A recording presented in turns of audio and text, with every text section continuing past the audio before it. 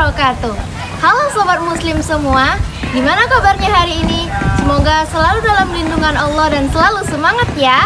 Di zaman sekarang, kita sering sekali melihat perundungan atau pembulian.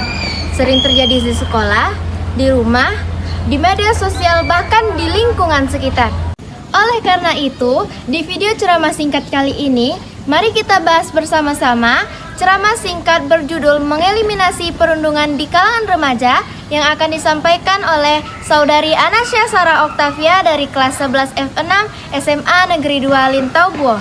Yuk sama-sama kita dengarkan sampai akhir agar menjadi generasi yang saling berempati dan saling menghormati.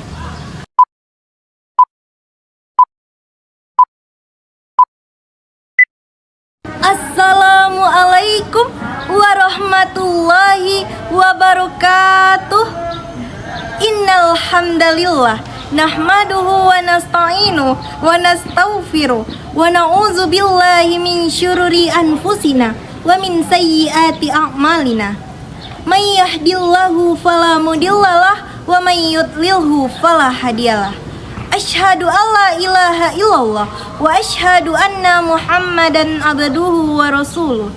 Salawat beserta salam senantiasa tercurah kepada junjungan kita yakninya Nabi besar Muhammad sallallahu alaihi wasallam, kepada keluarga, sahabat, serta kita sebagai umatnya hingga akhir zaman. Teman-teman sekalian, kita hidup di zaman yang serba cepat. Semuanya serba terkoneksi. Kita mengenal istilah keren, viral, dan hits. Tapi di balik piruk-pikuk modernitas ini ada satu penyakit yang diam-diam menggerogoti mental dan masa depan teman-teman. Penyakit itu bernama perundungan atau bullying. Perundungan bukan hanya sekedar candaan. Perundungan bukan hanya sekedar masalah fisik seperti memukul. Perundungan adalah sebuah kezaliman baik berupa hinaan lisan, pengucilan sosial, atau bahkan pelecehan di dunia maya atau yang biasa disebut dengan cyberbullying. Allah Subhanahu wa Ta'ala telah memberikan teguran keras kepada kita untuk tidak menghina dan merendahkan orang lain. Mari kita renungkan Quran surat Al-Hujurat ayat 11 yang berbunyi, A'udzu billahi minasyaitonir rajim. Bismillahirrahmanirrahim. Ya ayyuhallazina amanu la yaskhar qaumun min qaumin asa ayyakunu khairam minhum wala nisa'um min nisa'in asa ayyakunna khairam minhun wala talmizu anfusakum wala tanabazu bil alqab bi'sal ismul fusuqu ba'dal iman wa man lam yatub fa ulaika humuz zalimun. Artinya, hai orang-orang yang beriman, janganlah sekumpulan laki-laki merendahkan kumpulan yang lain. Boleh jadi yang ditertawakan itu lebih baik dari mereka.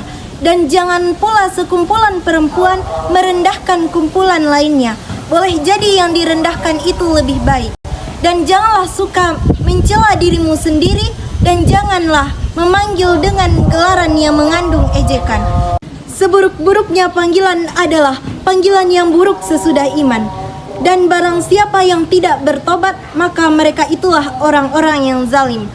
Ayat ini jelas melarang kita. Yang pertama, saling mengolok-olok atau sakhoro, mengejek penampilan, suku, status ekonomi, atau bahkan kekurangan fisik. Yang kedua, saling mencela atau talamazu, memberikan gelar yang buruk atau memberikan gelar atau nickname yang menyakitkan. Yang ketiga, melarang kita untuk tidak memberikan gelar yang buruk atau tanabazu bil alqab, yaitu memberi julukan seperti memanggil ia dengan sebutan si bodoh atau si cupu. Ketika kita merendahkan orang lain, sesungguhnya kita sudah melakukan dua dosa besar. Yang pertama, melanggar perintah Allah. Yang kedua, menempatkan diri dalam kesombongan, seolah-olah kita lebih baik dari orang yang kita hina. Padahal kemuliaan di sisi Allah hanya diukur dengan ketakwaan bukan dari follower atau fashion. Rasulullah Shallallahu Alaihi Wasallam memperkuat larangan kezaliman verbal dan mental ini. Beliau bersabda, cukuplah seseorang berbuat keburukan jika dia merendahkan saudaranya sesama muslim. Hadis riwayat Muslim. Jika Anda merasa kuat, merasa keren dan berkuasa karena telah merendahkan orang lain, sadarilah Anda sudah menunjukkan kelemahan iman dan takwa Anda. Karena sesungguhnya orang yang beriman adalah orang yang saling membantu sesama muslim, bukan merendahkan sesama muslim. Jangan pernah merasa diri Anda kurang, karena sesungguhnya Allah telah menciptakan kita dalam bentuk yang sebaik-baiknya atau ahsani taqwim. Perbanyaklah bersyukur atas semua yang diberikan oleh Allah. Lalu, bagaimana cara kita untuk mengatasi perundungan ini? Yang pertama, jadilah aktif bystander atau saksi yang aktif. Jika kalian melihat teman kalian dihina, diejek atau dibully, jangan diam. Diam adalah bentuk persetujuan atas kezaliman. Bela dia atau laporkan.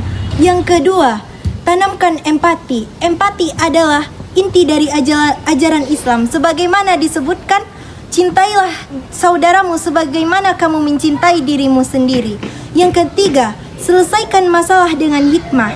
Jika Anda adalah pelaku, minta maaflah kepada korban dan segeralah bertaubat. Mari kita jadikan komunitas kita, lingkungan kita, dan sekolah kita sebagai darussalam atau negeri kedamaian, bukan tempat untuk saling menyakiti.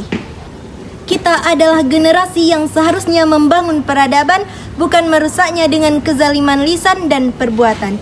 Subhanaka Allahumma wa bihamdika asyhadu alla ilaha illa anta astaghfiruka wa atubu ilaik. Wassalamualaikum warahmatullahi wabarakatuh. Masya Allah, sungguh luar biasa ceramah singkat yang disampaikan oleh Saudari Anasya tadi. Jadi yuk, mulai dari diri sendiri, stop bullying dan tebarkan kebaikan. Sampai ketemu lagi di video ceramah berikutnya. Tetap jaga sikap, jaga hati, dan jadi remaja yang berakhlak baik. Wassalamualaikum warahmatullahi wabarakatuh.